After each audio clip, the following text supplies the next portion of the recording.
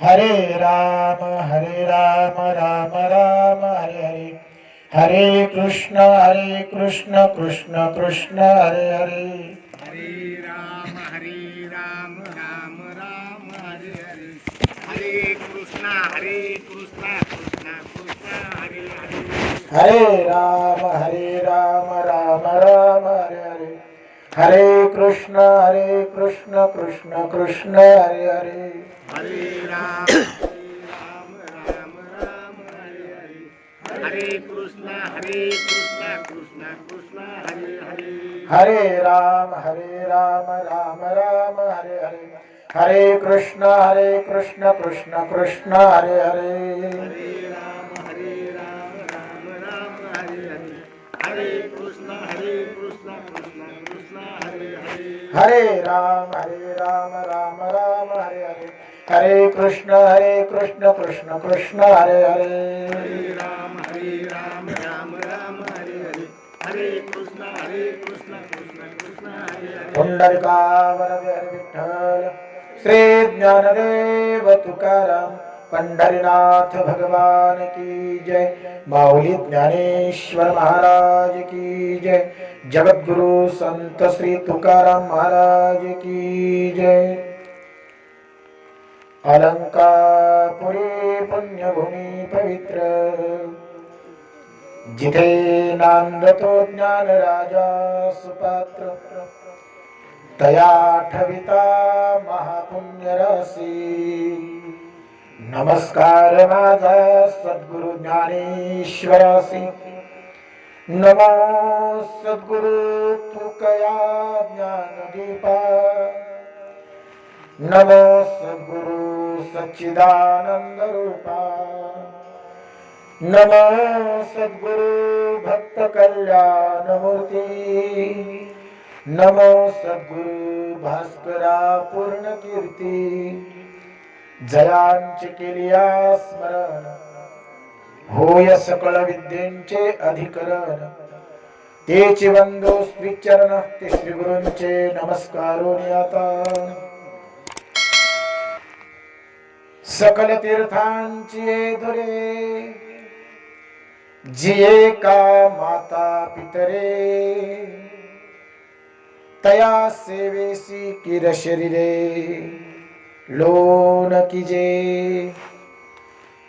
माऊली महाविष्णू श्रीमंत श्री ज्ञानेश्वर भगवान आणि भगवान गोपाल श्री कृष्णजींनी धर्मक्षेत्रे कुरुक्षेत्रावर अर्जुनाला सांगितलेली श्रीमद भगवत गीता आणि त्या गीतेवर ज्ञानोबारायांनी ज्ञानेश्वरीच्या रूपानं सुंदर अशी केलेली टीका, त्या ज्ञानेश्वरीतील 17वा अध्याय आणि 17व्या अध्यायामधील 207 नंबरची ओवी आजच्या या 5.5 महिन्यांच्या कार्यक्रम प्रसंगी प्रवचन रूपी सेवेकरता निवडलेली आहे। सकल तीर्थांची धुरे, जिये का माता पितरे, तया सेवेसी कीन शरीरे लोन कीजे। सगळी तीर्थक्षेत्र ज्यांच्या पायाजवळ एकवटलेली आहेत, त्या आई वडिलांची सेवा म्हणजेच सकल तीर्थांची भ्रमंती आहे। यावत तीर्थक्षेत्रांची फलश्रुती तुम्हाला प्राप्त होती ती आई वडिलांच्या सेवेतून।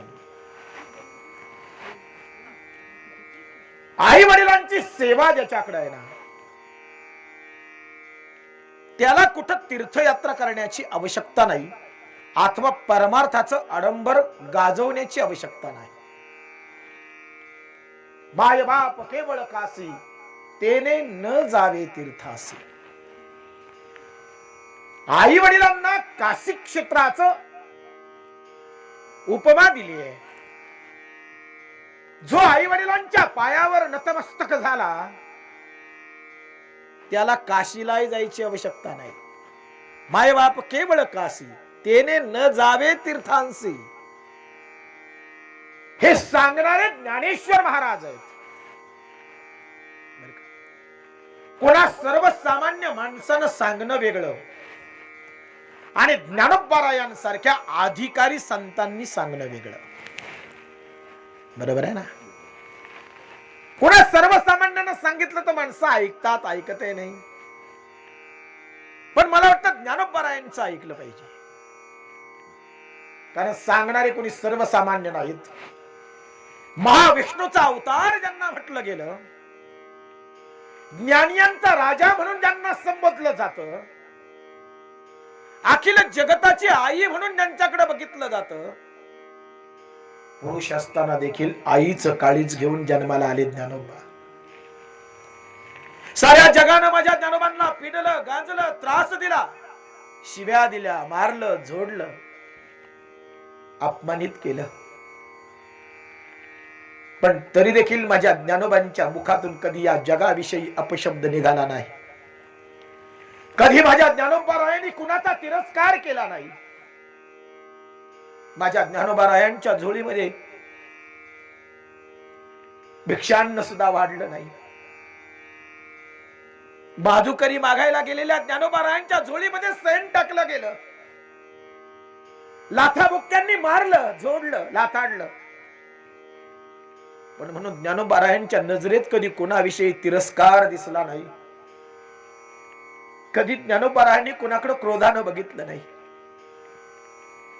ज्ञानेश्वर महाराजांच्या 9000 ओव्या अभ्यासा कुठेही अपशब्द तुम्हाला दिसणार नाही. साऱ्या जगावर आईसारखं प्रेम केलं, साऱ्या जगावर. म्हणून तर विश्व माऊली म्हटलं ज्ञानोबारायांना, जगाची आई. पुरुष आहेत बरं माझे ज्ञानोबा, पण आईच काळीज आहे. अशा विश्व माऊलीनं, ज्ञानियांच्या राजानं, महाविष्णूचा अवतार ज्यांना संबोधलं, अवतार पांडुरंगा म्हणून ज्यांच्याकडे बघितलं जातं, अवतार पांडुरंगा नाव ठेविले ज्ञानी. अवतार पांडुरंगा, कैवल्याचा पुतळा, योग्यांची माऊली, कितीतरी विशेषण ज्या ज्ञानोबारायांच्या समोर अभिमानानं लावली जातात, त्या ज्ञानेश्वर महाराजांनी सांगितलंय बर का. म्हणून म्हटलं ज्ञानोबांचं ऐकलं पाहिजे. सर्वसामान्यांचं माणसं ऐकतात, ऐकतही नाहीत, पण ज्ञानोबांचं आपण ऐकलं पाहिजे. ज्ञानोबाराया स्वतः सांगतायत, सकल तीर्थांचे धुरे जिये का माता पितरे, तया सेवेसी कीर शरीरे लोन कीजे. आई वडिलांची सेवा ही मला वाटतं मानवी जीवनामध्ये सर्वोत्तम सेवा आहे. आणि ज्याला आई वडिलांची सेवा लाभली ना, जगातला तो सर्वात श्रीमंत माणूस आहे. श्रीमंती कसली? पैशानं माणसं श्रीमंत असतात, जमीन जुमल्यानं माणसं श्रीमंत असतात बर का. सोन्या नाण्यानं श्रीमंती असू शकते, पण ही नश्वर आहे, नाशिवंत आहे. आई वडिलांची सेवा ही खरी श्रीमंती आहे. म्हणून आमची मराठी माय मराठी आम्हाला शिकवते, स्वामी तिन्ही जगाचा, आई विना भिकारी. तिन्ही जगाचं स्वामित्व जरी असलं ना तुमच्याकडं, पण एक आई जर नसेल, आईची सेवा जर तुमच्याकडे नसेल ना, तर भिकारी आहेत, भिकारी. केवढं मोठं महत्व आहे. आई वडिलांची सेवा ही आमच्या संस्कृतीचा पाया आहे, तो आमचा विचार आहे, ती आमची मूळ विचारधारा आहे. पूर्वीपासून आम्ही आई वडिलांच्या सेवेचं व्रत घेतलं. आमच्या संस्कृतीने आम्हाला शिकवलं, आमचे धर्मग्रंथ, आमची शास्त्र, आमचे संत आम्हाला तेच सांगतात. आम्ही आजपर्यंत त्याच व्रताला घेऊन, त्याच विचारांना घेऊन आजपर्यंत चालत आलो. कारण आमचे संत, आमचे मायबाप आम्हाला ते तत्व शिकवतात, ती जीवन मूल्य शिकवतात. आणि सांगणारे ज्ञानेश्वर महाराज आहेत. याचा अर्थ अनुभवाशिवाय सांगत नाहीत, हे लक्षात घ्या. संतांचं बोलणं अनुभवाचं आहे, अनुभवाचं आहे. वरवरची बडबड संत कधी करत नाही, त्यांना ते मान्य नाही.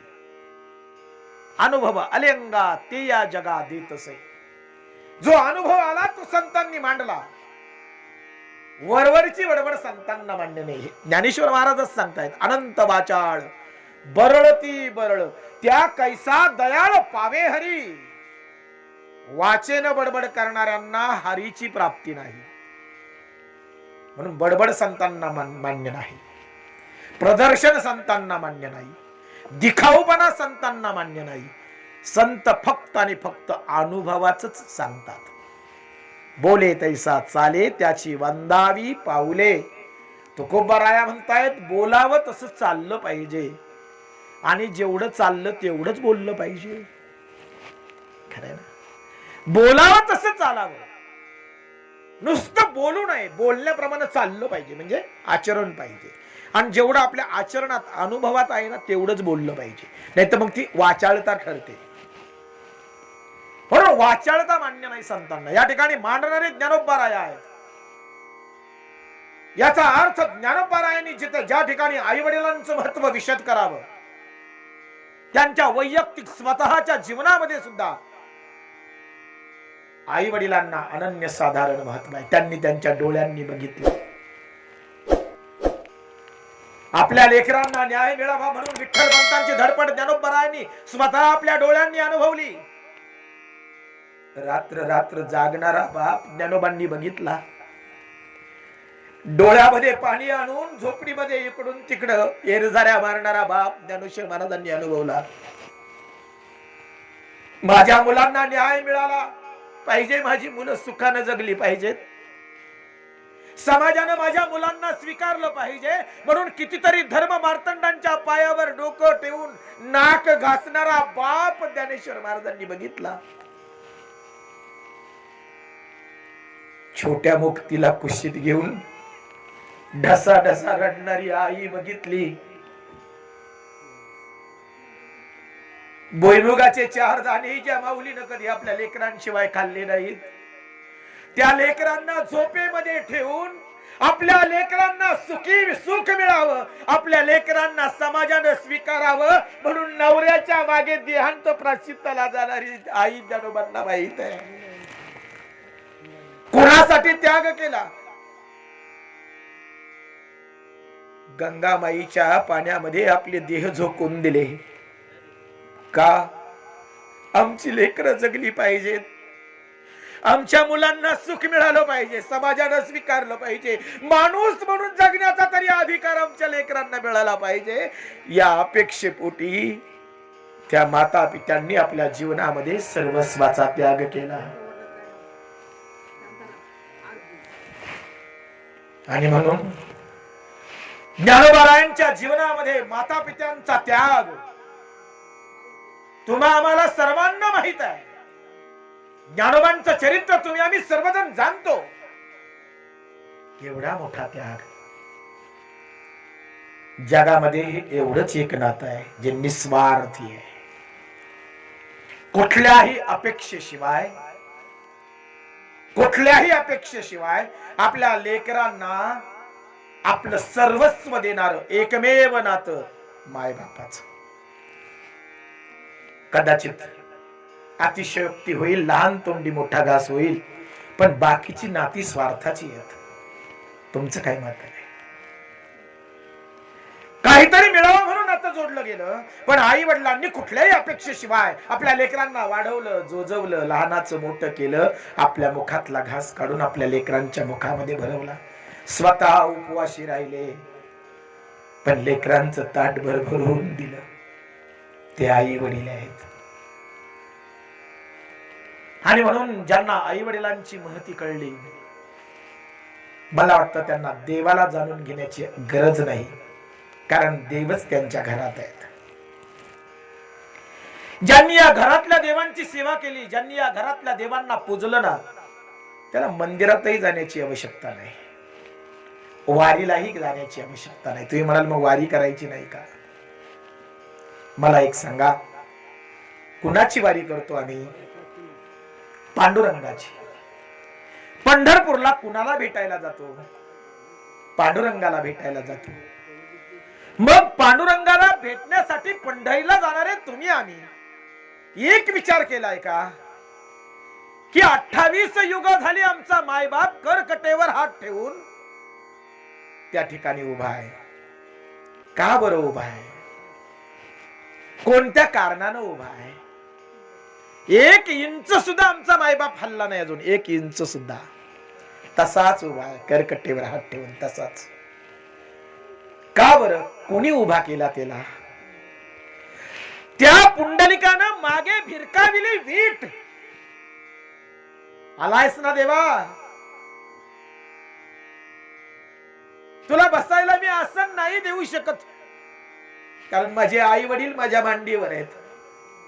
जर मी या ठिकाणाहून उठेन तर माझ्या आई वडिलांची झोप मोडेल. एक कर रे विठ्ठला, एवढी वीट आहे ती वीट, या विटेवर तू उभा राहा. म्हणून विटेवर उभा असलेला विठ्ठल, विटेवर ठेला, विटेवर उभा राहिला म्हणून विठ्ठल. कोणी उभा केला? पुंडलिकानं उभा केला. कशाची ताकद आहे ही? पुंडलिकानं पांडुरंगाला आमंत्रण दिलंच नव्हतं की तुम्ही माझ्या घरी या. बोलावलं होतं? नव्हतं बोलावलं. चालून आला दारात, चालून चालून आला. निजधामाला जाण्याच्या आधी भगवंत पुंडलिकाच्या झोपडीच्या दारात आहेत. पुंडलिका, उठ बाबा, मी आलोय तुला भेटायला. पुंडलिकानं म्हणावं, देवा कुणी आमंत्रण दिलं तुम्हाला? तुम्ही का आलात माहित आहे? जे माझ्या मांडीवर झोपलेत ना, त्यांच्या सेवेची पुण्याई आहे. देव माझ्या दारात आला याच कारण माझ्या मांडीवर झोपलेल्या माझ्या आई वडिलांची सेवा आहे. अरे आई वडिलांच्या सेवेमध्ये देवालाही खेचून आणण्याची ताकद आहे. आई वडिलांच्या सेवेमध्ये देवालाही तिष्ठत उभं करण्याची ताकद आहे. 28 युग जो देव उभा आहे पंढरपूरला, तो आई वडिलांच्या सेवेमुळे उभा आहे. आणि म्हणून ज्यानं आई वडिलांची सेवा केली ना, त्याच्या दारात देव येतो. देवाच्या दारात जायची गरज त्याला नसते. हे आम्ही जाणत नाही का? हे आम्हाला माहित नाही का? म्हणून पंढरपूरला जाणाऱ्या प्रत्येकानं एक विचार करावा. ज्या मायबापाच्या दर्शनासाठी मी जातोय, ज्या विश्व मालकाच्या दर्शनासाठी मी जातोय, तो मालक त्या ठिकाणी का उभा आहे? हा विचार करून मग त्या पांडुरंगाच्या पायावर नतमस्तक व्हावं. आमच्या जीवनामध्ये जर आई वडिलांची सेवा नसेल, कदाचित या ना त्या कारणानं आम्ही जर आई वडिलांना दुखावत असू, तर कदाचित आम्ही पांडुरंगाच्या पायावर वाकू नये, बर का? कारण तिथं वाकण्याचा अधिकार त्याला आहे, जो आई वडिलांना सांभाळतो, आई वडिलांची सेवा करतो. त्यामुळेच तर उभा आहे तो. आमच्या वारकरी संप्रदायाचं पहिलं प्रीत आहे आई वडिलांची सेवा, आई वडील सांभाळा. वारकऱ्याला बंधन आहे. जो आई वडील नाकारतो तो वारकरी असूच शकत नाही. तुमचं काय मत आहे? जो आई वडील नाकारतो त्याला वारकरी कसं म्हणावं? त्याला पांडुरंगाचा भक्त कसं म्हणावं? म्हणून मूळ तत्व समजावून घ्या. आम्ही नेमकं काय केलं पाहिजे? वारी केलीच पाहिजे, पांडुरंगाच्या पायावर नतमस्तक झालंच पाहिजे, गळ्यामध्ये माळ घातलीच पाहिजे, कपाळाला गंध लावलाच पाहिजे, ज्ञानेश्वरी वाचलीच पाहिजे, भागवत अभ्यासलंच पाहिजे, संत विचारांचं आचरण झालंच पाहिजे. पण त्याचबरोबर आमच्याकडून आई वडिलांची सेवा सुद्धा घडली पाहिजे. तो वारकरी आहे. बाकी हे सगळे पण आई वडील नाकारले, तो वारकरी नाही. स्पष्ट बोलायला हरकत नाही. तुम्हा मला सर्वांना समजतं. कारण ज्ञानोबा आणि वारकरी संप्रदायाचा पाया रचला ते ज्ञानेश्वर महाराज आई वडिलांच्या त्यागातून घडले, हे विसरू नका. ज्ञानोबारायांच्या जीवनामध्ये सर्वोच्च त्याग जर कोणी केला असेल तर तो त्यांच्या आई वडिलांनी केला. आणि कशासाठी केला? मुलं सुखी व्हावीत, समाजानं मुलांना स्वीकारावं, त्यांना माणूस म्हणून जगण्याचा अधिकार मिळावा. आणि मला वाटतं एवढा मोठा त्याग दुसऱ्या कोणत्याच नात्यात नाही जो आई वडिलांच्या ठिकाणी आहे. कोणत्याच नाही. म्हणून मी मगाशी सांगितलं, जगात सगळी नाती विकत मिळतात, आई वडील नाही. जगात बायको सुद्धा दुसरी मिळेल. एक गेली ना, माणसं म्हणतात चला गेली ते गेली, दुसरी करू. जगात बायको सुद्धा दुसरी, पण आई वडील नाही मिळत. जगात आई वडील एकदाच. बाकी सगळी नाती पुन्हा आहेत. म्हणून आई वडील ज्याने गमावले ना, त्याने मला वाटतं जगातली सर्वात मोठी श्रीमंती गमावली.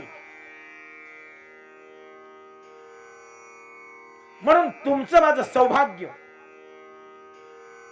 म्हणजे तुमचे माझे आई वडील आहेत. मी हे का सांगतोय माहितीये का? एका आईचा कार्यक्रम आहे हा. बोललं पाहिजे.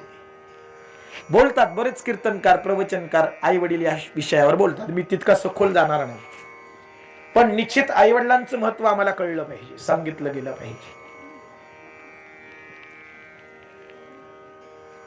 आम्ही बघितला तो बाप, आम्ही बघितली ती आई. खरं तर आईवर बोलण्यासारखं भरपूर आहे, भरपूर बोललं जातं. आईवर कादंबऱ्या आहेत, प्रबंध आहेत. वेदांनी आईची महती सांगितली, पुराणांनी सांगितली, संतांनी सांगितली, कितीतरी प्रबंध निबंध लिहिले, कवींनी आईची महती गायली. वडील उपेक्षित राहिला, ठीक आहे, काही अडचण नाही, पण तरी देखील तितक्याच तोलामोलाचे वडील आहेत. कारण ही दोन चाक आहेत, एका चाकावर गाडी नाही चालत, दोन्ही समान फिरावी लागतात. खरंय ना? जितकी आई महत्वाची ना, तितकाच बापही महत्वाचा आहे. दोन्ही तितक्याच तोलामोलाचे. पण चटकन आम्हाला आईचा मुका आठवतो, आईचं प्रेम आठवतं, डोक्यावरून फिरलेला हात आठवतो, पाठीवरून फिरलेला हात आठवतो आईचा. पण 12-12 तास आपली लेकरं पोटभर जेवावीत म्हणून काबाड कष्ट करणारा बाप थोडासा उपेक्षित राहतो. कारण तो पटकन जवळ येत नाही, पटकन जवळ घेत नाही, डोक्यावरून हात फिरवत नाही. तो रागीट दिसतो, तो शिस्त लावणारा दिसतो, तो धाक देणारा दिसतो. त्यामुळे बापाविषयी फारसं बोललं जातच नाही. बापाची प्रतिमा मारकुटा, रागवणारा, धाक देणारा, शिस्तीचा. बघा ना तुम्ही, घरामध्ये बाप नसला ना, मुलं कसे धिंगाणा घालतात, त्या आईला बोटावर खेळवतात. खरं ना? पण बाहेरून बाप येताना पाहू द्या बरं, कोण पुस्तक घेऊन बसतो, कोण कोपऱ्यात जाऊन बसतो. का? बाप आला. धाक देणारा. एक सांगू तुम्हाला, लेकराला भूक लागली ना, लेकराला भूक लागली ना, पटकन त्याच्या पुढे काहीतरी खायला आणून ठेवते ती आई. लेकराला भूक लागली ना की पटकन त्याच्या पुढे काहीतरी खायला आणून देते ती आई. पण आयुष्यभराच्या भाकरीची सोय करतो ना, तो बाप. आयुष्यभराच्या भाकरीची सोय करणारा बाप असतो. दोन्ही तितक्याच तोलामोलाचे आहेत. आणि म्हणून महत्व कोणाचंच कमी नाही, ना बापाचं ना आईचं. म्हणून दोघांची सेवा सांगितली. ज्ञानोबा या ठिकाणी काय म्हणतायत? सकल तीर्थांची धुरे जिये का माता पितरे. आई वडील दोन्ही तितकेच महत्वाचे आहेत. म्हणून ती महती आम्ही सांगितली गेली पाहिजे. आम्हाला राम आठवतो.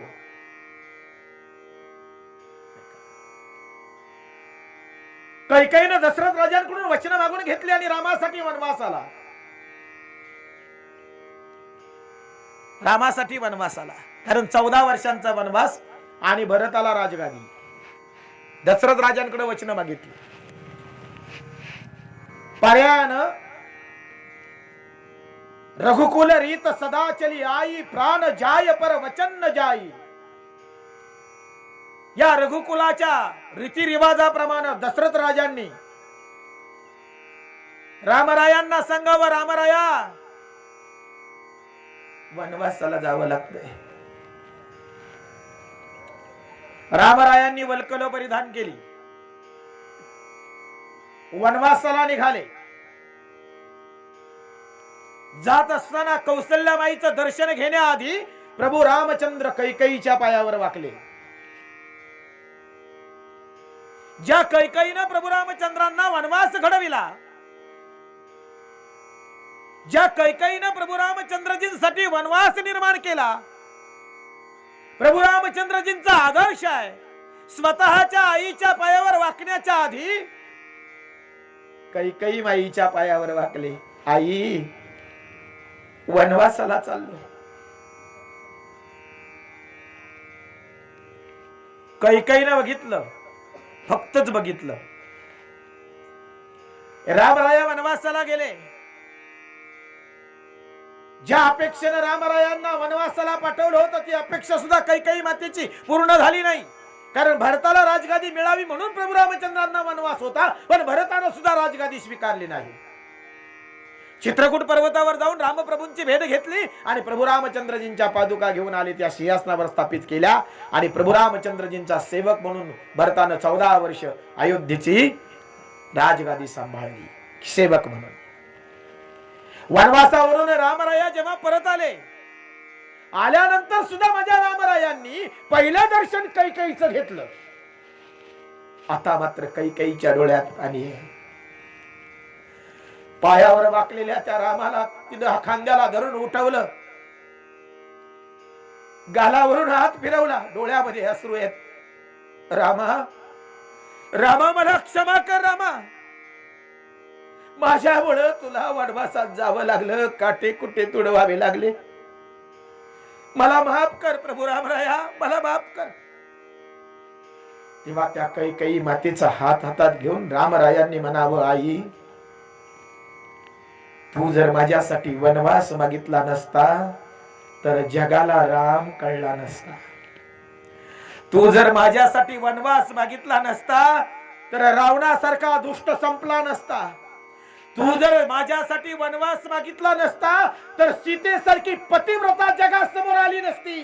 तू जर माझ्यासाठी वनवास मागितला नसता तर उर्मिलेसारखं तप नवऱ्यासाठी, ज्या उर्मिलेनं 14 वर्ष उपवास काढला, ती उर्मिला, लक्ष्मणाची उर्मिला जगाला दिसली नसती. तू जर माझ्यासाठी वनवास मागितला नसता तर भरतासारखा भाऊ जगाला दिसला नसता. तू जर माझ्यासाठी वनवास मागितला नसता तर हनुमंतासारखा भक्तराज जगाला दिसला नसता.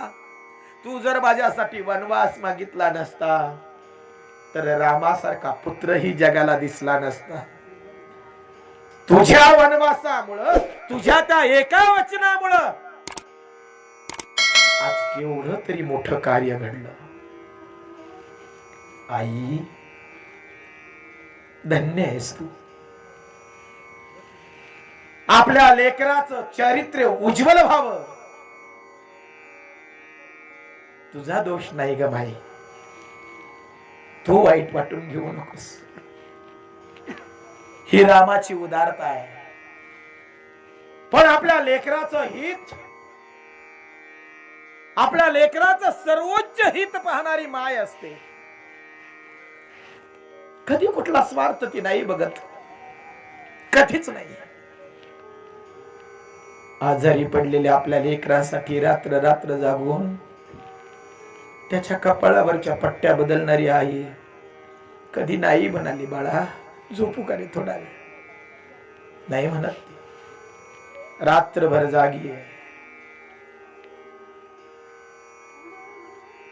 बोला फी भरायला नाही ना परीक्षेची. आजारी असलेली आई आपल्या पलंगावरून उठली, हातामध्ये कोपऱ्यात कणग्याच्या बाजूला पडलेला वेळा उचलला, थरथर त्या पावलानं दुसऱ्याच्या शेतात गेली. दिवसभर गवत कापलं, संध्याकाळ झाली पण लवकर घरी आली नाही. पोरानं दारामध्ये बसून आपल्या आईची वाट बघावी. अंधाऱ्या वाटेत ती माय हळूहळू घराकडे येताना त्या लेकरानं बघावं, धावत जावं, आई अगं कुठं गेली होतीस, आजारी आहेस ना तू. बाळा तू म्हटलास ना रे सकाळी फी नाहीस तुला भरायला. गवत कापायला गेली होती दुसऱ्याच्या शेतात. ही बघ दिवसभराची मजुरी 300 रुपये, जा उद्या तुझ्या सरांना नेऊन दे आणि फी भर. नाही हो कोणी त्याग करत एवढा. स्वतःचा आजार पण बाजूला सरून आपल्या लेकराच्या फीची सोय व्हावी म्हणून उन्हातानामध्ये चक्कर येईपर्यंत दुसऱ्याच्या शेतात दुसऱ्याच्या बांधावर राबणारी आई असते. आम्हाला नाही महत्व कळत. आम्ही बघतो तिचा निरक्षरपणा. आम्हाला दिसते फक्त आणि फक्त तिला व्यवस्थित बोलता. आजकालची हे तरुण पोर आहेत ना शिकलेली, लाज वाटते त्यांना, लाज. आईला आई म्हणण्याची लाज वाटते, बापाला बाप म्हणण्याची लाज वाटते. सगळीच पोरांबद्दल मी बोलत नाही, परंतु परिस्थिती अशी आहे, जर आई वडिलांची सेवा समाजामध्ये घडत असती ना तर समाजामध्ये वृद्धाश्रम निर्माण होण्याची गरज नव्हती. जर समाजामध्ये वृद्धाश्रम निर्माण होतात ना, याचा अर्थ असा आहे की आई वडिलांची सेवा घडत नाही. संकेत ते आहेत. आणि म्हणून आमच्याकडं आई वडील, आणि मला अभिमान आहे शेतकऱ्यांच्या मुलांचा. बस काही असो, चटणी भाकरी खात असेनात घरी, पण वृद्धाश्रमामध्ये शेतकऱ्यांची आई बाप नाहीत, हे कौतुक आहे. जी शिकलेत ना त्यांचेच आई बाप आहेत तिकडे वृद्धाश्रमामध्ये. म्हणजे शिकवायची नाही का काय मुलं, असा प्रश्न एकाने उपस्थित केला. म्हणाला, जर महाराज मुलं शिकवल्यानंतर आई वडील सांभाळत नसतील तर कशाला शिकवायचं? मी त्याला असं उत्तर दिलं, म्हटलं शिकवले तर पाहिजेत, पण नुसतं शिक्षण देण्यापेक्षा संस्कार देणं हे गरजेचं असतं. आणि शिक्षणाबरोबर ज्याला संस्कार मिळेलच ना, तो कधीच आई वडिलांना वृद्धाश्रमात टाकणार नाही. कारण नुसतं शिकणं म्हणजे सुशिक्षित होणं आहे, पण सुशिक्षितपणाबरोबर सुसंस्कृतपणा सुद्धा पाहिजे, संस्कार सुद्धा पाहिजे. नुसतं सुशिक्षित होऊन चालत नाही, सुसंस्कारित असणं गरजेचं आहे. आणि एक वेळ सुशिक्षित नसलं तरी चालेल, पण संस्कारित असलं पाहिजे. तुमचं काय मत आहे? आमचा शेतकऱ्याचा पोरगा कदाचित 10वी शिकला असेल, 10वी नापास असेल, त्याच्या वाट्याला नांगर आला असेल, जनावर आली असतील, शेतीमध्ये काबाड कष्ट त्याच्या वाट्याला आलं असेल, पण तो संस्कारित आहे कारण त्याच्याकडे आई वडिलांची सेवा आहे. महत्व कशाला देता, शिक्षणाला की संस्काराला? महत्व संस्काराला की शिक्षणाला? महत्व संस्कारांना आहे. किती शिकला हे महत्वाचं नाही. नाहीतर इंजिनियर डॉक्टर झालेल्यांचे आई वडील सुद्धा वृद्धाश्रमात आहे. सगळ्यांचेच नाही म्हणत मी, पण आहेत. मग शिकला म्हणून काय झालं? म्हणजे जुनी माणसं सहज म्हणतात, शिकलं तेवढं हुकलंय. जुनी माणसं म्हणतात ना, हे हुकणं का घडतं माहितीये का? संस्कार नसल्यामुळं. म्हणून कुठंतरी आमच्यावर विचारांचे संस्कार असले पाहिजेत, कुठंतरी आम्ही थोरा मोठ्यांचे विचार ऐकले पाहिजेत, कुठेतरी आमच्या संस्कृतीनं घालून दिलेल्या परंपरांचा आदर आणि त्या परंपरांची जपवणूक आम्ही केलेली असली पाहिजे, आम्हाला त्याची जाण असली पाहिजे. या गोष्टी जर आमच्याकडे नसतील ना, आणि एक सांगू का, संस्कार जेव्हा बाजूला होतात ना तेव्हा पशुपण येतं. पशुपण दिसायला सुरुवात होते. बघा ना तुम्ही, आम्ही माणूस का? कारण आमच्याकडे संस्कार आहेत, आमच्याकडे सद्विचार आहेत, म्हणून आम्ही माणूस आहे. जेव्हा एखादा विकृतीनं वागतो, दुराचारानं वागतो, तेव्हा माणसंच त्या माणसाला म्हणतात, काय जनावरासारखा वागतो. म्हणतात ना, का जनावरासारखा वागला? कारण त्याचं वागणंच जनावरासारखे, विचार तसे नाहीत. ज्याच्याकडे सुसंस्कृतपणा आहे, ज्याच्याकडे विचार आहेत, तोच माणूस. आणि म्हणून आम्ही माणूस आहोत तर माणसासारखं जगलं पाहिजे. आणि माणसासाठी निर्माण झालेली जीवनमूल्य, ती जीवनमूल्य आमच्या जीवनामध्ये आचरणात हवीत. नुसती ग्रंथ वाचून ते आम्हाला वाचायला मिळेल, पण आचरणात येणं गरजेचं आहे. आमच्याकडून आचरण होणं गरजेचं आहे. म्हणून आई वडिलांच्या बाबतीत ज्या ठिकाणी जे मांडलं गेलं ज्ञानोबरायांकडून, त्याचा कुठंतरी आम्ही विचार केला पाहिजे. आईच्या कुशीमध्ये निर्माण झालेली ही रत्न आमच्या महाराष्ट्राच्या मातीत झाली. मग ते ज्ञानोबा असतील, छत्रपती शिवाजी राजा असेल, ज्या राजांकडे आम्ही आदर्शवत बघतो, तो राजा घडवला आईनच घडवला. शिवबा कुणाचा? जिजाऊचा म्हणतो आम्ही. जिजाऊचा शिवबा. का घडवला तिला? या महाराष्ट्राचं पारतंत्र्य आणि या महाराष्ट्रातलं संपलेलं माणूस पण उभं करण्याचं काम त्या जिजाऊनं केलं, छत्रपती शिवाजी राजांच्या माध्यमातून. असा पुत्र घडवला की साऱ्या जगानं ज्याच्या पुढे नतमस्तक व्हावं. महाराज त्याला आई म्हणतात.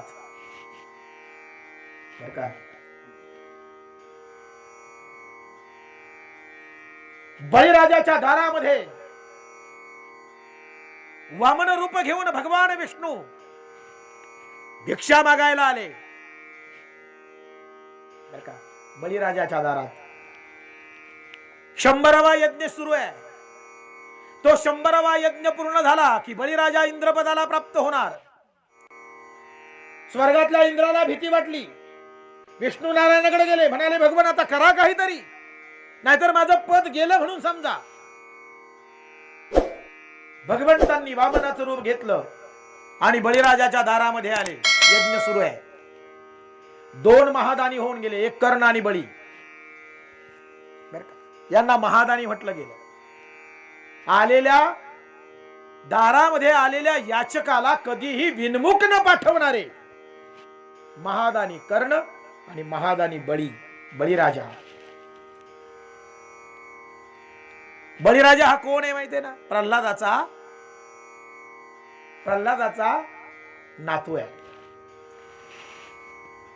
बळीराजाच्या दारामध्ये आले. द्वारपालांना सांगितलं, जा राजाला जाऊन सांगा की एक याचक तुमच्या दारात आलाय. द्वारपालांनी बळीराजाला जाऊन सूचना दिली, एक याचक आहे, बटू वामन आहे, तुमच्या दारामध्ये माधुकरी मागायला, भिक्षा मागायला किंवा काहीतरी मागणं घेऊन आलाय. बळीराजानं द्वारपालांना सांगितलं, त्यांना सांगा काही वेळ थांबा, यज्ञ पूर्ण होताच तुमचं मागणं पूर्ण करतो.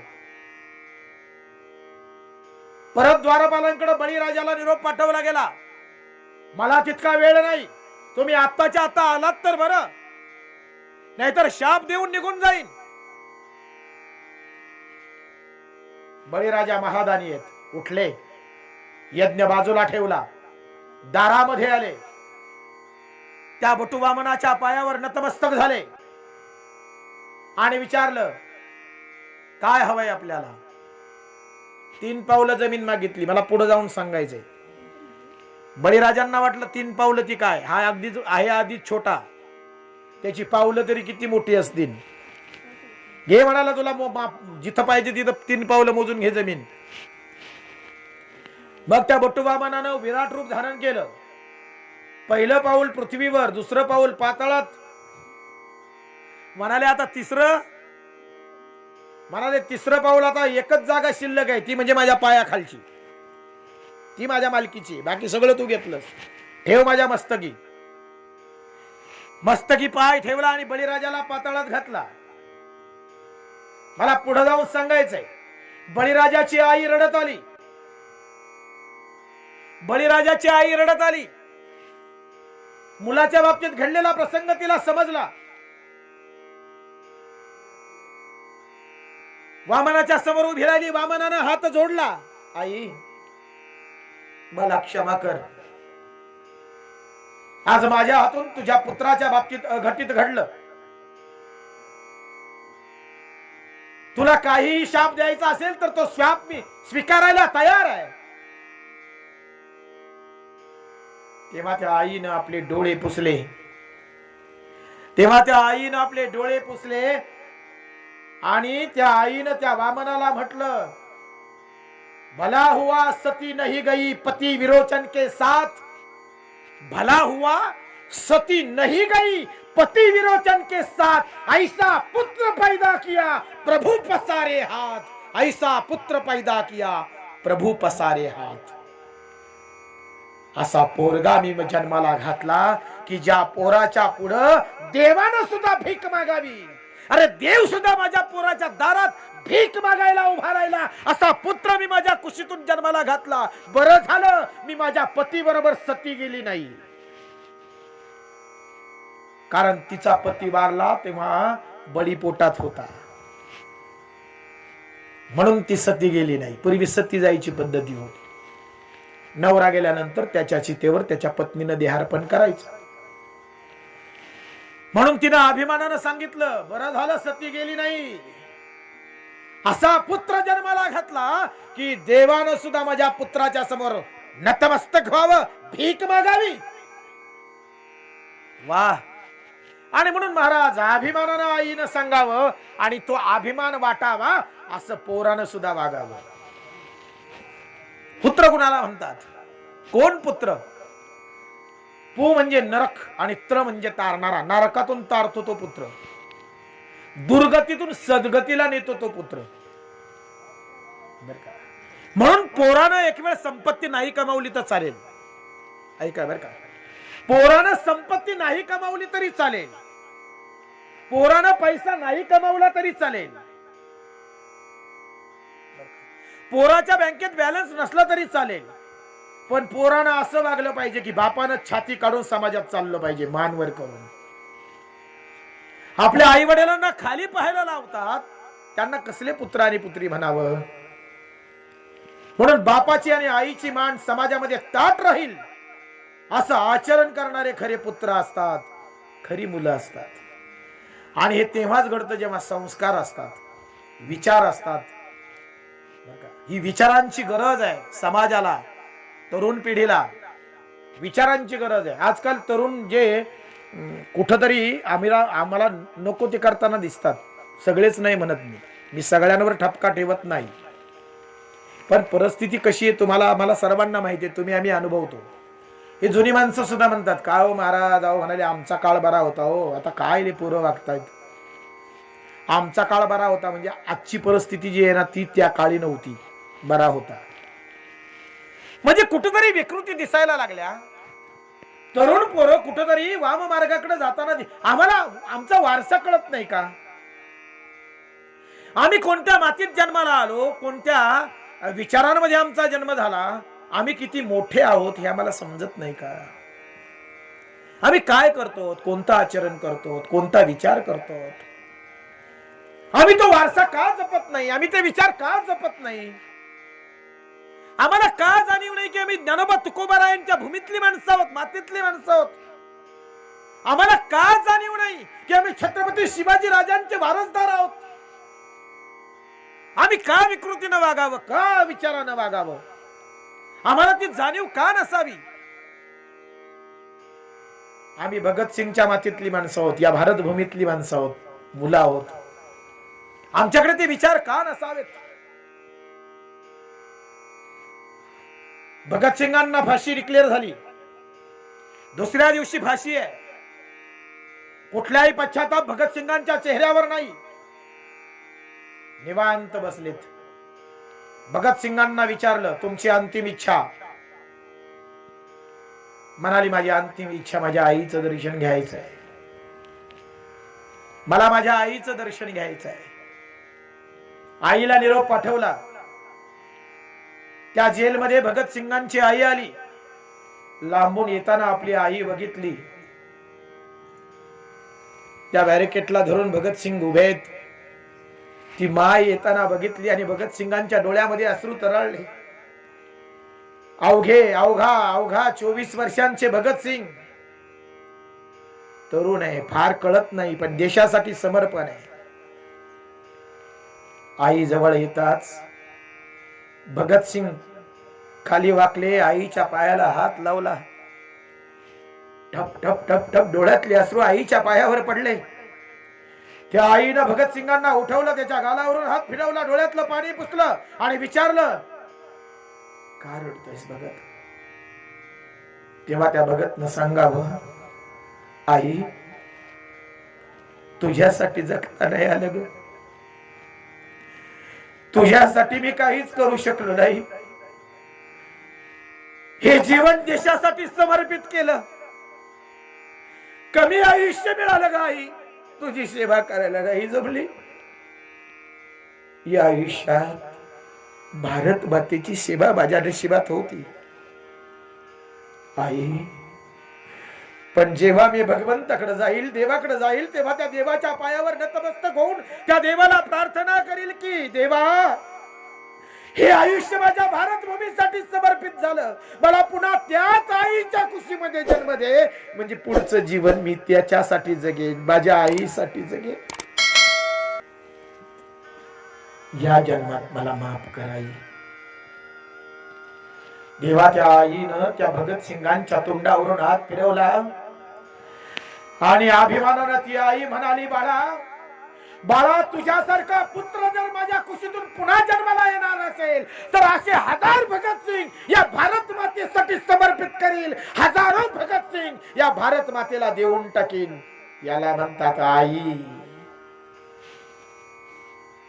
काय आई झाली महाराज आमच्या मातीत, काय मुलं झाली आमच्या मातीत. आम्ही कसे जगतो विचार नाही राहिला महाराज आजच्या मुलांकडे. वारसा जपत नाहीत मुलं.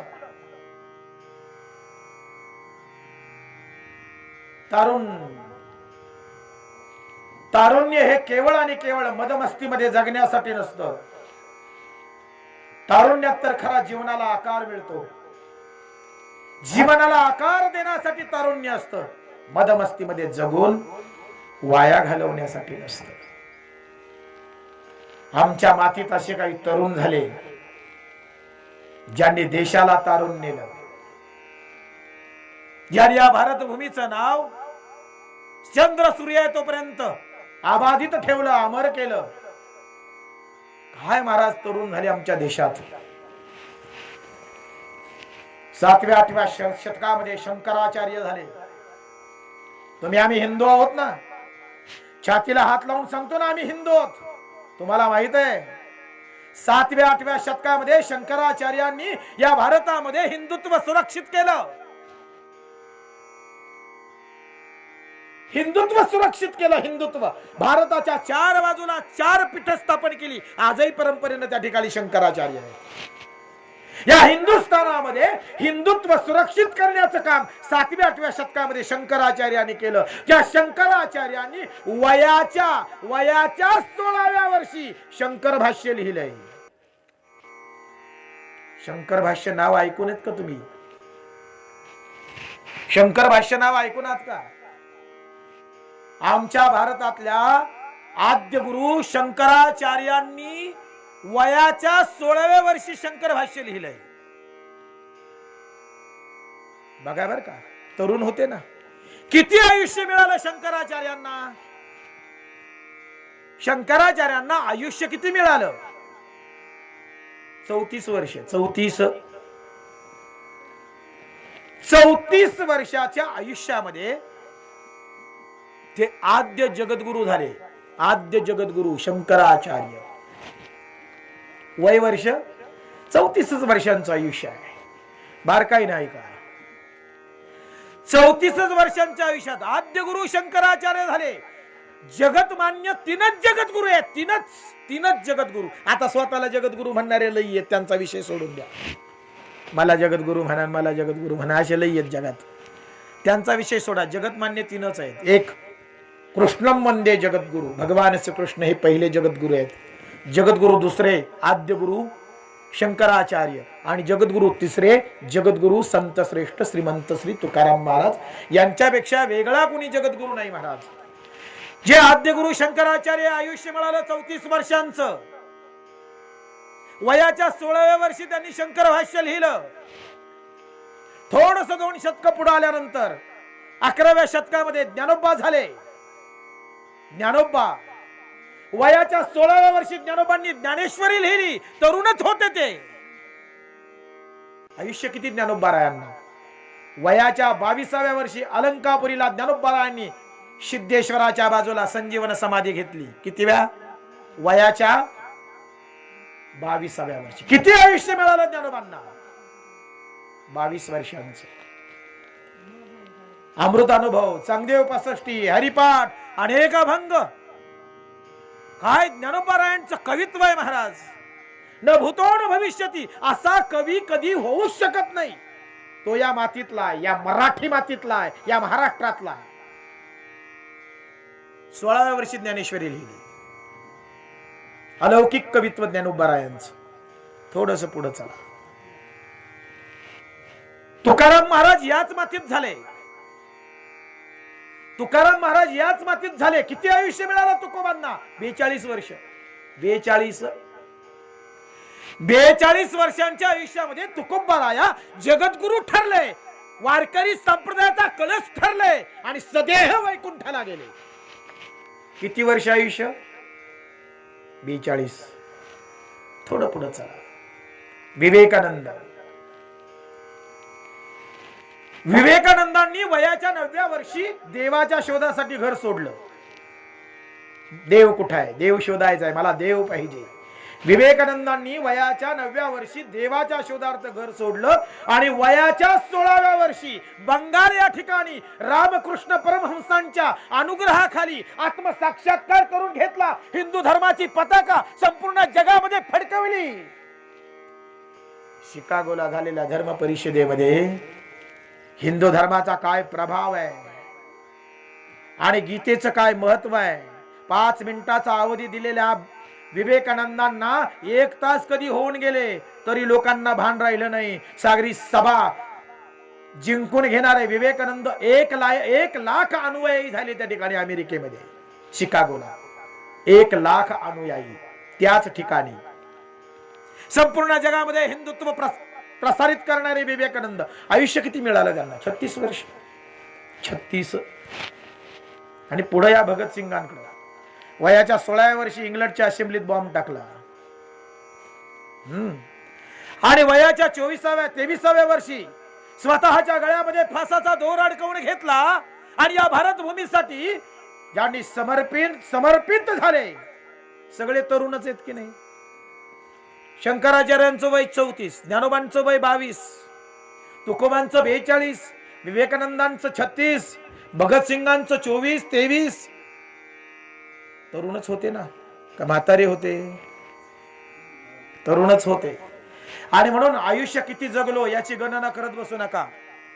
70 वर्ष जगला की 80 वर्ष जगला की 90 वर्ष जगला की 100 पार केली याचा विचार करत बसू नका. किती वर्ष जगला हे मोजत बसू नका. किती वर्ष जगला हे मोजत बसण्यापेक्षा कसा जगला याचा विचार करा. कसा जगला हे जगणं महत्वाचं आहे.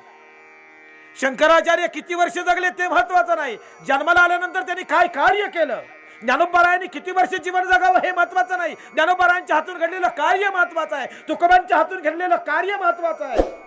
विवेकानंदांच्या भगतसिंगांच्या हातून घडलेलं कार्य महत्वाचं आहे. आणि म्हणून आयुष्याची गणना करत बसू नका. मी किती जगलो हे महत्वाचं नाही, मी कसा जगलो हे महत्वाचं आहे. आणि म्हणून एक वाक्य मी नेहमी सांगत असतो, 100 वर्षांचं शेलपटाचं आयुष्य जगण्यापेक्षा 100 वर्षाचं शेळीचं आयुष्य जगण्यापेक्षा 20 वर्ष जगा पण वाघासारखं जगा. 20 वर्ष जगा पण वाघासारखं जगा. जगण्याला काहीतरी अर्थ असला पाहिजे. निरर्थक जगत बसू नका. उगीच जगण्याला काहीच अर्थ नाही महाराज. जीवनाला अर्थ मिळावा असं सार्थकी जीवन जगा. परत नाही मिळत महाराज. नाही आम्हाला मोठं काही करता आलं तर किमान आपली जीवनमूल्य आपण जपली पाहिजेत. आपली संस्कृती सभ्यता जपली पाहिजेत. आपल्या विचारांची जपवणूक झाली पाहिजे. आम्हाला आमची संस्कृती काय सांगते, आमचे संत आम्हाला काय सांगतायत, महात्म्यांनी आम्हाला काय सांगितलं नाही का, त्याचा तर विचार आम्ही केला पाहिजे. आणि म्हणून या ठिकाणी ज्ञानोबा म्हणतायत बरंच काही करण्याची आवश्यकता नाही. तुमची उंची तुमचं कर्म ठरवते. तुम्ही किती मोठे आहात ते तुमचं कर्म ठरवतं, तुमचा पैसा ठरवत नाही. तुमची इस्टेट तुमचा मोठेपणा सांगत नाही. खरं आहे ना. तुम्ही कसे जगता याच्यावर तुमचा मोठेपणा आहे. तुम्ही कसा विचार करता याच्यावर तुमचा मोठेपणा आहे. आणि एक सांगू का, मला मीच मोठा मीच मोठा मीच मोठा जगाला सांगत सुटू नका. तुम्हाला तुम्ही किती मोठे आहेत जर बघायचं असेल तर समोरच्याच्या नजरेत बघा. कळतंय ना मी काय म्हणतोय? तुम्ही किती मोठे आहात हे जर तुम्हाला बघायचं असेल ना तर समोरच्याच्या नजरेत बघा. समोरच्याच्या नजरेत आपलं मोठेपण दिसतं, आपली उंची दिसते. म्हणून ती उंची समोरच्याच्या नजरेत कामवा. आणि ती उंची आपल्या विचारांनी आपल्या आचरणाने आपल्याला प्राप्त होत असते. म्हणून जीवनामध्ये कसं जगावं याचा विचार केला पाहिजे. ज्ञानोबा म्हणतायत की कुठंतरी आम्ही आमच्या जीवनामध्ये आमची जीवनमूल्य जपली पाहिजेत. आमचे ग्रंथ आमचे संत आम्हाला सांगतात ना, आई वडिलांची सेवा करा. तर तिथं काहीतरी सार्थक असल्याशिवाय सांगत नाहीत. तिथं काहीतरी आम्हाला प्राप्त होत असेल म्हणून सांगतायत. आणि मग तुम्हाला अनुभव आहे, सांगण्याची आवश्यकता नाही महाराज. तुम्ही आम्ही अनुभवत असू, समाजामध्ये तुम्ही आम्ही वागणारी माणसं आहोत. जरा बारकाईनं सर्वे करा. ज्या घरामध्ये 4 वस्तू कमी असतील एखाद्या घरामध्ये, एखाद्या घरामध्ये 4 वस्तू कमी असतील पण त्या घरामध्ये आई वडिलांची सेवा असेल ना तर त्या घरामध्ये हसूच ऐकायला येतं. त्या घरामध्ये सुखच नांदतं, भले 4 वस्तू कमी असू द्या. पण ज्या घरात आई वडिलांची सेवा नाही ना, तिथं 5 मजले जरी एकावर एक रचलेले असले ना तरी मला वाटतं तिथं सुख अनुभवायला येत नाही. तुमचा अनुभव काय? माझा तर तोच आहे. म्हणून एक करा महाराज, श्रीमंती विचारांची असावी, श्रीमंती आचरणाची असावी. पैसा आज आहे उद्या नाही महाराज, त्याचा अभिमानाने अहंकार करू नका. राजाचे रंक झाले, रंकाचे राजे झाले. सोन्याची लंका म्हणून अभिमानानं छातीला हात लावून मिरवणारा रावण सुद्धा धुळीत पडला. ज्याच्या बंदीखान्यात कुबेर होता, रावणाच्या कुबेर ज्याच्या बंदीखान्यात होता त्याला सुद्धा धुळीला पडावं लागलं. संपत्तीचा अभिमान, पैशाचा अहंकार, तू आम्हाला बुडवतोच. अरे ज्या सिकंदरानं सारं जग जिंकलं त्याला हात हलवतच जावं लागलं. येऊन काय बसलात? सारं जग जिंकणारा सिकंदर माहितीये सर्वांना. सिकंदर माहितीये ना, ग्रीक देशाचा राजा अलेक्झांडर. सारं जग जिंकायची इच्छा होती, जिंकलं त्यानं. कदाचित भारत जिंकायचं स्वप्न अपुरं राहिलं, इथूनच तो माघारी गेला, भारत नाही जिंकता आला. पण परतत असताना त्याचा मृत्यू झाला. पण मृत्यू व्हायच्या आधी त्याने एक इच्छा व्यक्त केली.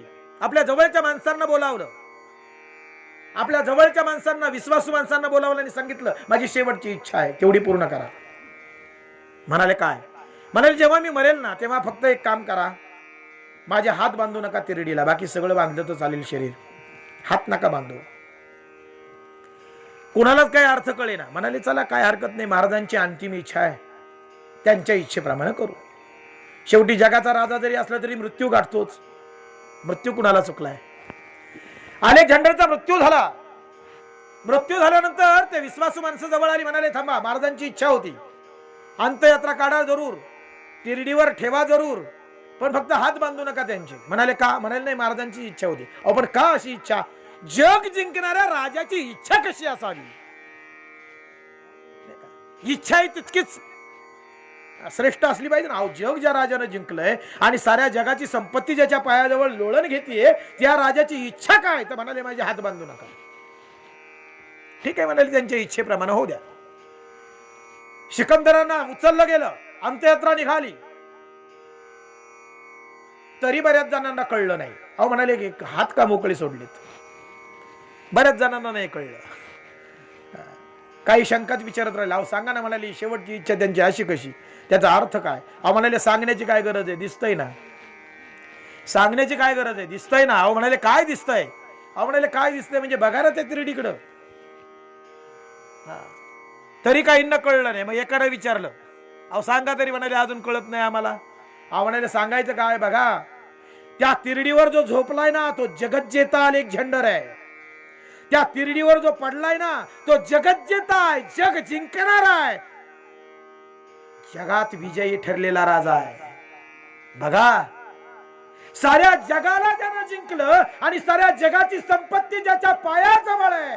बघा तो अलेक्झांडर साऱ्या जगाला सांगतोय, आपल्या हाताने सांगतोय, आपल्या हाताने सांगतोय की बघा या हातांनी सारं जग जिंकलं, पण जाताना माझे हात रिकामे आहेत, जाताना माझे हात रिकामे आहेत, हे तो साऱ्या जगाला सांगतोय. काय घेऊन गेला बरोबर? जग जिंकणारा सुद्धा. कसला अभिमान करता? अभिमान करा तुमच्या संस्कारांचा, अभिमान करा तुमच्या विचारांचा, अभिमान करा तुमच्या कर्मांचा. अरे चांगली कर्म करा जीवनामध्ये, सद्विचार करा, चांगल्या विचारांमध्ये राहा. अहंकार आणि अभिमान माणसाला बुडवतो, एवढं लक्षात ठेवा. स्वज्वळ सुंदर शुद्ध जीवन असावं, कुणाला दुखावणं नाही, कुणाचा द्वेष नाही, कुणाचा मत्सर नाही. आमची संस्कृती, आमचे संत आम्हाला सांगतायत वसुधैव कुटुंबकम. हे संपूर्ण जग, हे विश्व म्हणजे कुटुंब आहे. माझ्या ज्ञानोबरायांची विचारसरणी हे विश्वची माझे घर. ऐशी मती दयाची थोर, किंबहुना चराचर आपणची जाहला. हे विश्वची माझे घर. विश्वाला घर म्हणून संबोधणारे ज्ञानोबा माऊली, त्या माऊलींची आम्ही लेकर आहोत. म्हणून संपूर्ण जगाला आपलं कुटुंब समजून सगळे आपलेच आहेत, सगळे माझेच आहेत, या भावनेनं राहणं फार महत्वाचं आहे. आणि जेव्हा जगामध्ये ही भावना प्रस्थापित होईल ना, तेव्हा मला वाटतं जगामधली विकृती संपेल. सगळे माझेच आहेत असं समजून जेव्हा या जगातला द्वेष नष्ट होईल ना, तेव्हा मला वाटतं या जगामध्ये रामराज्य निर्माण व्हायला काही हरकत नसेल. रामराज्य केव्हा? रामराज्यात नेमकं काय होतं? पैसा होता. रामराज्यातल्या लोकांकडे काय होतं? संपत्ती होती ना. रामराज्यामधली लोक सुखी का होती माहितीये का? कारण त्यांच्याकडे संस्कार होते, सत्कर्म होती, शुद्धता होती. रामराज्य म्हणजे काय? सगळे सुखी म्हणजे रामराज्य. आणि सुख पैशाने येतं हा आपला गैरसमज आहे. सुख पैशाने मिळतं हा गैरसमज आहे. आनंद पैशाने मिळतो हा गैरसमज आहे. आरोग्य पैशाने मिळतं हा गैरसमज आहे. कोरोनानं तो दूर केला. असे भले भले श्रीमंत जमिनीवर आले, अगदी पाय गेले, हवेत होते ना. म्हणून ईश्वराकडे न्याय, ईश्वराकडे न्याय. लय हवेत गेले का त्यांना जागेवर आणण्याचं काम करतो तो. कोरोनानं तेच केलं. अहो 10-10, 15-15 लाख घातले पण जगले नाहीत. इथं आमचा साधा शेतकरी माणूस, गरीब माणूस साधा क्वारंटाईन सेंटर मध्ये गेला, पॅरासिटामॉलच्या गोळ्या खाऊन बरा झाला. तिकडे 25-25 रेमडेसिवीर घेतले तरी रिपेअर नाही झाला. 10-10 लाख घातले. मला उपहास करायचा नाहीये, पण संपत्तीचा अहंकार किती काळ टिकतो महाराज. म्हणून एक करा जीवनामध्ये, सत्कर्म करत राहा, शुद्ध आचरण आणि शुद्ध विचार करा.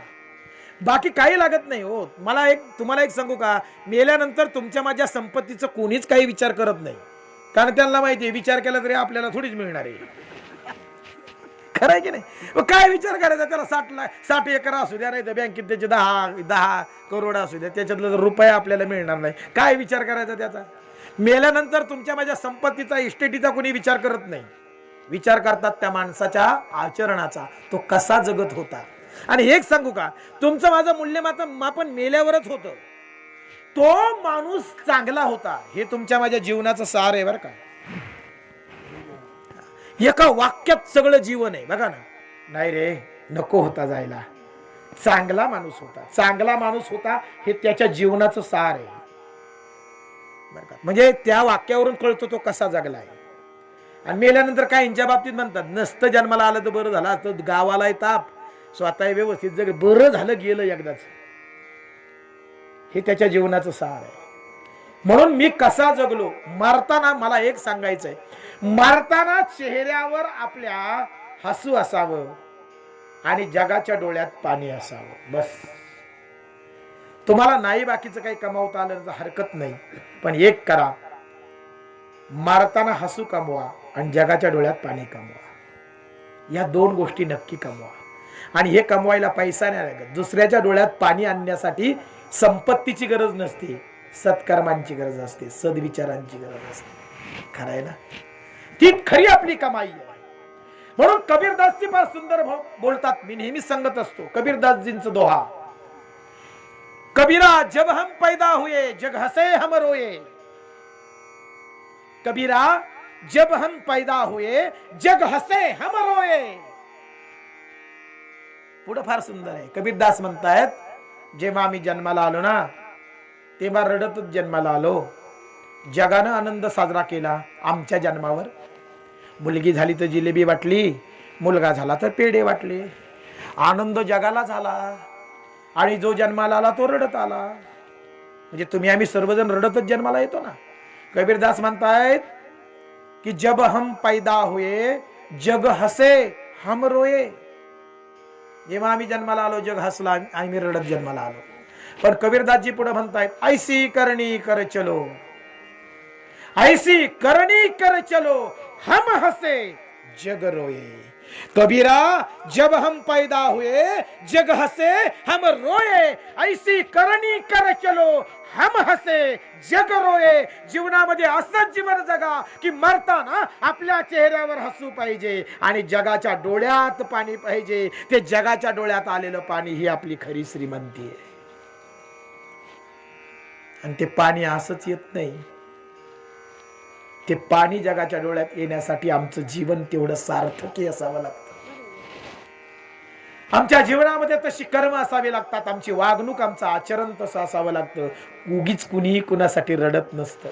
इथं सख्खे रडत नाहीत, सख्खे रडत नाहीत, सख्खे. ते रडणं सुद्धा लटकच असतं बऱ्याच जणांचं, सगळ्यांच्या बाबतीत नाही म्हणत मी. रडताना सुद्धा मोठी गंमत आहे. तुम्ही जर बारकाईनं ऐकलं ना तर मला मोठा गंमत वाटते. हे दादा तू गेला आता यांचं कसं होईल, म्हणजे काळजी गेलेल्याची नाही यांची, कळलं ना. हे भाऊ तू गेला आता तुझ्या पोरांचं कसं होईल, म्हणजे काळजी कोणाची आहे, पोरांची. तो गेला तर जाऊ द्या, पोरांचं कसं होईल. हा स्वार्थ आहे हो महाराज, स्वार्थ आहे. अरे म्हणून काय करा एक सांगू का, जगाच्या डोळ्यात पाणी आणा बस, बाकी काही नाही. माणसं कमवायला शिका, अश्रू कमवायला शिका, आणि सद्वर्तनानं सत्कर्मांनाच ते प्राप्त होतं, तसं प्राप्त होत नाही. जीवन जगताना दुसऱ्यांसाठी निश्चित जगा, जगलंच पाहिजे. स्वतःसाठी सगळेच जगतात, स्वार्थानं सगळेच जगतात. कुठेतरी जीवनामध्ये परार्थ असला पाहिजे, दुसऱ्यांसाठी जगणं असलं पाहिजे. चंदनाला का कपाळी लावतात, कारण ते दुसऱ्यांसाठी झिजतं.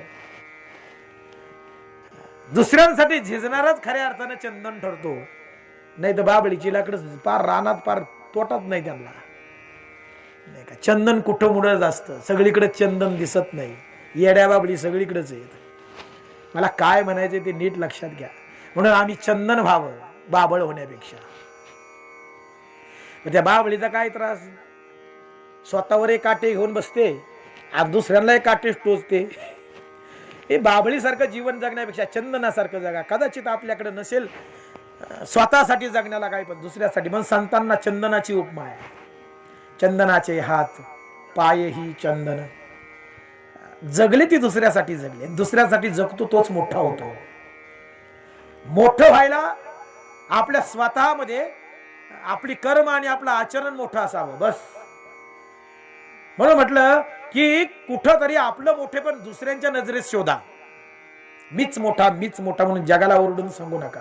जाहिरात करण्याची गरज नाही. चांगल्या मालाला जाहिरातीची गरज नसते. ज्या मालात खोट आहे ना तेच मोकार जाहिरात करतं, घ्या घ्या घ्या. चांगल्या मालाकडे चालून येतात. फुलाला त्याच्या सुगंधाची जाहिरात करण्याची गरज नाही. त्याचा सुगंध दूरवर गेला आपोआप वाऱ्याबरोबर की बुंगे आपोआप खेचले जातात. बुंग्यांना आमंत्रण द्यायची गरज नसते. तसं तुम्ही आम्ही चांगली कर्म करत राहा, आपोआपच तुम्हाला मोठेपण येईल. स्वतःकडे कधी मोठेपण घेऊ नका. तो खूप बरा आहे म्हणतायत, लहानपण देगा देवा मुंगी साखरेचा रवा. मग लहानपण का मागितलं, ते लहान होते का. आणू रेणूया थोकडा तुका आकाशा एवढा. आकाशा एवढे तुकोबा राया, पण स्वतःकडे लहानपण घेतात का. कारण लहानपणात जे सुख आहे ना ते मोठेपणात नाहीये. मुंगी लहान आहे पण साखरच खाते. बघा तिचं खाणं सुद्धा किती सुंदर आहे. हा लहान आहे, एवढा एवढासा जीव आहे ती मुंगी, एवढा एवढासा, पण साखरेशिवाय खात नाही, गोडच खाते. खाणं सुद्धा किती गोड आहे बघा ना. मुंगीचं एवढाच आहे, म्हणजे हत्ती भलं मोठं पण लाकडं फोडतं. ऐरावत रत्न थोर त्याशी अंकुशाचा मार. म्हणून एक लक्षात घ्या, मोठेपण मागून मिळत नाही, हे मला सांगायचं आहे. मोठेपण मागून मिळत नाही. तुम्ही लहान व्हा, तुम्ही आपोआप मोठे व्हा. अनु डोळ्यांनी दिसतो का, अनु डोळ्यांनी दिसतो का, अनु रेणू डोळ्यांनी दिसतो का, नाही ना. पण अणुस्फोट केवढा मोठा असतो. अणुबॉम्ब माहिती आहे ना, अणुबॉम्ब. अणुचा स्फोट विध्वंस केवढा घडवतो. हिरोशिमा नागासाकी आठवा. डोळ्यांनी दिसत नाही पण विध्वंस केवढा मोठा. लहानपणातच मोठं काहीतरी. मला एक सांगा, वडाच्या झाडाचं बीज केवढं लहान. वडाच्या झाडाचं बीज मोहरीपेक्षाही लहान असतं. तुम्ही बघा ना, ते लाल फळं येतात, त्या लाल फळांमध्ये ते बीज असतं छोटं छोटं. पण एवढ्याशा बीजामध्ये किती मोठा वटवृक्ष दडलेला असतो. बीज लहान आहे पण त्याच्यात बरंच काही मोठं दडले. लहानपणातच मोठेपणा असतं, हे आम्ही समजून घेतलं पाहिजे. आम्ही मोठेपणानं मोठेपणा सांगतो. संतांनी तसं नाही केलं. ती स्वतः लहान झाले म्हणून जगात मोठे ठरले. म्हणून जीवनामध्ये जे काही तुमच्या माझ्या वाट्याला जी काही सत्कर्म आहेत ना, ते प्रामाणिकपणे करा. जीवन शुद्धतेने जगत चला. आणि जेव्हा तुमच्या माझ्या जीवनामध्ये शुद्धता येईल, सद्विचार येतील, सुसंस्कार येतील, तेव्हा खऱ्या अर्थानं तुमच्या माझ्या जीवनाचं सार्थक होईल. म्हणून एक काम करा, जीवन असं जगा की मरताना मृत्यूच्या डोळ्यात डोळे घालून आम्ही त्याला सामोरं गेलो पाहिजे. बस जीवन असं जगा की मृत्यूच्या नजरेला नजर घालून, नजरेला नजर भिडवून आम्ही त्याच्या हातात हात देऊन आनंदाने त्याच्या सोबत निघालो पाहिजे. चल, मारणार तर सगळेच आहेत, मारणार तर सगळेच आहेत, पण मला माझ्या मरणाची यत्किंचितही खंत नाही, मला माझ्या जीवनाची यत्किंचितही खंत नाही. माझं जीवन मी सार्थकी जगलो. मारताना जीवनाचा पश्चाताप नको. आनंदाने मृत्यूच्या हातात हात घालून आम्ही त्याच्याबरोबर आनंदाने गेलो पाहिजे. असं सार्थकी जीवन जगा. मृत्यूचा आम्हाला पश्चाताप करावा लागेल असं जीवन जगू नका. शेवटी द्वेष करू नये माणसं मेलीच, अहंकार अभिमाने करून मेलीच. तर मला वाटतं अहंकार अभिमानाने द्वेष करून मारण्यापेक्षा संतांसारखी सत्कर्म करून परोपकार करून मेलेलं काय वाईट आहे. म्हणून जीवनामध्ये चांगलं आयुष्य जीवन जगात. आयुर्मान थोडं आहे महाराज. तुम्हा आम्हाला माहित नाही आम्ही किती जगणार आहोत, तुम्हा आम्हाला माहित नाही तुमचं माझं आयुष्य किती आहे. पण जे काही परमेश्वरानं नियमित आयुष्य केलं, त्या नियमित आयुष्यामध्ये आम्हाला सत्कर्म करायचे, चांगला विचार करायचा आहे, चांगल्या विचारांनी चांगलं जीवन जगायचं आहे. ज्ञानेश्वर महाराजांनी या ठिकाणी फार सुंदर सांगितलं. मला माता पित्यांवर बोलायचं होतं, बराच विषयांतर होत गेलं, पण ठीक आहे. ज्ञानेश्वर महाराज या ठिकाणी सांगतायत की सकळ तीर्थांचे धुरे जिये का माता पितरे, तया सेवेसी किर शरीरे लोन कीजे. आपल्या कातड्याचे जोडे जरी शिवून आई बापाच्या पायात घातले ना, तरी त्यांचे उपकार भेटणार नाहीत. या जगामध्ये असा कोणीच नाही जन्माला आला आजपर्यंत ज्यांना आई बापांच्या उपकारातून उतराई व्हावं. देवादिकांना देखील आई वडिलांच्या उपकारामध्ये राहणं पसंत आहे. माझा रामही आईच्या पायावर वाकला, माझा कृष्णही आईच्या पायावर वाकला, आई बापाच्या पायावर माझे ज्ञानोबाही नतमस्तक झाले, माझे तुकोबाई झाले. एवढे मोठे संत रामकृष्णादी अवतार देखील आई वडिलांच्या पायावर नतमस्तक होतात. मग आम्ही कोण? आम्ही कोण? आणि म्हणून जे आमच्या रामकृष्णांनी केलं, जे आमच्या तुकोबा माऊलींनी केलं, तेच विचार आम्हाला आचरणात आणायचे. फार काही करत बसू नका. फार मला कीर्तन करायचे, मला वाऱ्या करायच्या, मला ज्ञानेश्वरी वाचायची. अहो महाराज, आई वडिलांची सेवा करत नाही, ज्ञानेश्वरी वाचून काय करतो? इथं आई वडील पडवीत झोपवतोय आणि रोज हा सकाळी उठून हरिपाठ करतोय, संध्याकाळी हरिपाठ करतो काय हरिपाठ करून? म्हणून आम्हाला कळलं पाहिजे महाराज, आम्ही नेमकं काय करतोय. या गोष्टी फार महत्वाच्या आहे. म्हणून मी नेहमी सांगत असतो, नेहमी तुमच्याकडे जर आई वडिलांची सेवा आहे ना, तर तुम्ही वेद नाही वाचले तरी चालतील, शास्त्र नाही वाचले तरी चालतील, हरिपाठ नाही केला तरी चालेल, म्हणजे करायचं नाही असं नाही बरं का. पण मी काय सांगतो त्याचा मागचा मतितार्थ नीट लक्षात घ्या. आई वडिलांची सेवा आहे ना तुमच्याकडं, मग बाकी काही नाही केलं तरी चालतंय. आणि जर आई वडिलांची सेवा नसेल ना, तर बाकीचं सगळं करून काही अर्थ नाही, काहीच नाही. म्हणून एक वेळ एक काम करा, पडवीत झोपवलेली आई आहे ना, तिला जरा सन्मानानं हात द्या, तिला घरात आणा, एक कोपरा सन्मानानं तिला द्या घरातला. तुम्ही जेव्हा जेवायला बसताय ना, तेव्हा तोंड भरून तिला म्हणा, आई जेवलीस का ग? म्हणा ना, काय हरकत काय. त्या बापाला सकाळी उठल्यावर कपभर चहा नेऊन द्या, त्याची विचारपूस करा. दिवसातून एकदा तरी विचारा त्यांना, काही दुखतंय का, काही आणून देऊ का तुम्हाला, गोळी वगैरे देऊ का, दवाखान्यात यायचं का. त्यांची सेवा करायची म्हणजे काय चंदनाच्या पाळण्यात झोपून त्यांना काय झुले द्यायचे? नाही नाही, सेवा करायची म्हणजे काय करायचं. मला एक कळतं महाराज, मेल्यानंतर फार मोठे समारंभ करण्यापेक्षा जिवंत असताना त्यांची सेवा करा. मेल्यावर लाडवाचं जेवण देण्यापेक्षा जिवंत असताना चटणी भाकरी पोटभर द्या, अंगभर कपडे द्या त्या आईला, त्या बापाला. किती दिवस फाटक्या धोत्रात त्याला वागवणार. मला एक कळतं महाराज, जर आम्ही 6 महिन्यातून बायकोला साडी घेऊ शकतो तर बरं का, जर आम्ही 6 महिन्यातून बायकोला साडी घेऊ शकतो ना, तर वर्षातून एक लुगडा आईला घेऊ शकतो. तेवढी कॅपॅसिटी आमची आहे. घेऊ शकतो ना. वर्षातून एक लुगडा आईसाठी घ्या ना, दिवाळीला घ्या, काय हरकत नाही. ते काय फार मागत नाही हो तुमच्याकडे, कुठल्या अपेक्षेनं नाही. त्यांना एकच अपेक्षा असते. कोणत्याही आईला विचारा आणि कोणत्याही बापाला विचारा, तुम्ही का जगता? ते सांगतील माझ्या मुलांसाठी, माझ्या लेकरांसाठी. आणि आमची मुलं बाळं सुखी व्हावीत या एकाच अपेक्षेनं ते जगतात. आई सुद्धा बघा ना, बाळा कुठेही राहा पण सुखी राहा, ही अपेक्षा आहे. आणि म्हणून निरपेक्ष जीवन जगणारे आई वडील, त्यांना दूर ढकलू नका. जीवनामध्ये आई वडिलांची सेवा असू द्या. बरंच काही सांगण्यासारखं आहे. आता मला वाटतं थांबणं गरजेचं आहे, कारण आता 1.25 तास होऊन गेला. कितीही मांडावं तरी कमी आहे. आई वडिलांवर बरेच बोललं जातं, म्हणून मी थोडंसं कमी बोललो आणि जे तरुणांसाठी किंवा जे गरजेचे विचार आहेत ते सांगण्याचा ठिकाणी प्रयत्न केला. प्रवचन कीर्तन व्हावीत, पण त्यातून परिवर्तन व्हावं. परिवर्तनासाठी कीर्तन प्रवचन असावीत. अशा समारंभ, अशा कार्यक्रमांच्या वेळी सुद्धा आपण प्रवचन का ठेवतो? दशक्रियेच्या वेळी प्रवचन का ठेवतो? सत्कर सप्ताहामध्ये कीर्तन प्रवचन का ठेवतो? माणसं बदलली पाहिजे, परिवर्तन झालं पाहिजे. कारण कीर्तन हे प्रबोधनाचं साधन आहे, परिवर्तनाचं साधन आहे, ते करमणुकीचं साधन नाही. कृपया कीर्तनाला करमणूक म्हणून कीर्तनाकडे बघू नका. करमणुकीची लई साधन आहेत समाजामध्ये.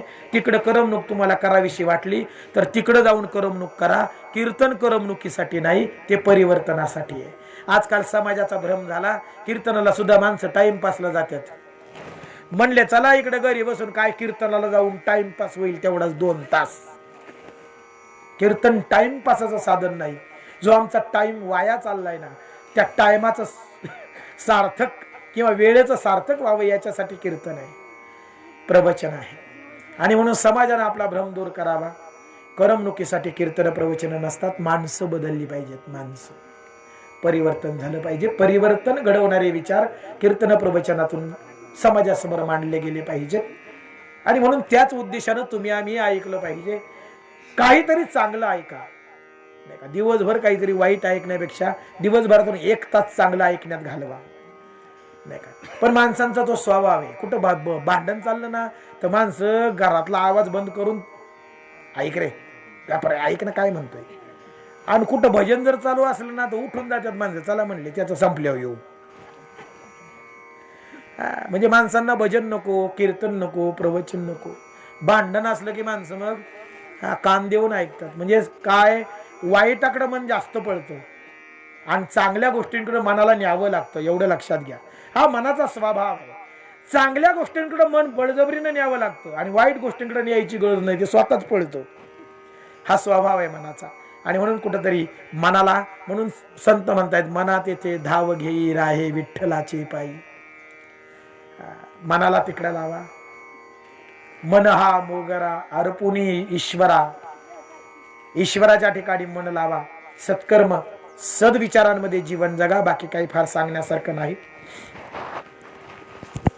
या ठिकाणी थांबावंसं वाटते, कारण एक कार्यक्रम मला अजून पुढे आहे. तो कार्यक्रम आता ती माणसं वाट बघत असतील, म्हणून थोडस थांबतोय. आत्मके देवे येणे वाग्यज्ञे तोषावे, तोषोनी मज द्यावे पसाय दान हे. जे खळांची व्यंकटी सांडो, तया सत्कर्मी रती वाढो. भूता परस्परे पडो, मैत्र जीवांचे.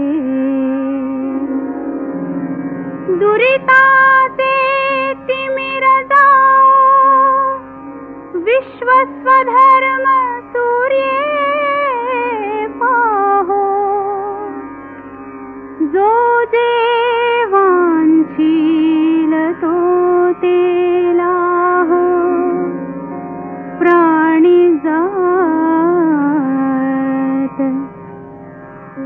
वर्षत सकळ मंगळी ईश्वर निष्ठांची मांदियाळी अनवरत भूमंडळी भेट तू भूता चला कल्पतरूंचे आरव चेतना चिंतामणींचे गाव बोलते जे अर्णव पियुषाचे चंद्रमे जे अलांछन मार्तंड जे तापहीन ते सर्वाही सदा सज्जन सोय रे हो तू किंबहुना सर्व सुखी पूर्ण होनी तिही लोकी भजिजो आदि पुरुषी अखंडित आणि ग्रंथोपजीविये विशेषी लोकीये दृष्टादृष्ट विजये हो आवे जी येथ म्हणे